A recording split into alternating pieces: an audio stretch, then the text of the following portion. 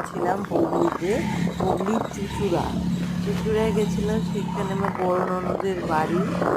বড় ননদের শাশুড়ি খুব অসুস্থ হয়ে গেছিলো, মানে অনেকদিন ধরে উনি অসুস্থ ছিল। তা যাবো যাবো যাবো করে আর যাওয়াই হচ্ছিল না।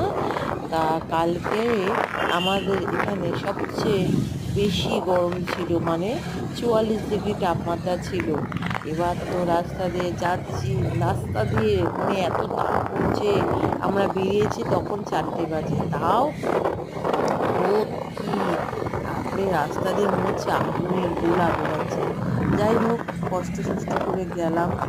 যাওয়ার পরে আস্তে আস্তে রাতও হয়ে গেছে।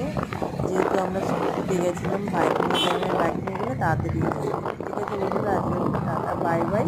সবাই ভালো থাকবেন, সুস্থ থাকবেন।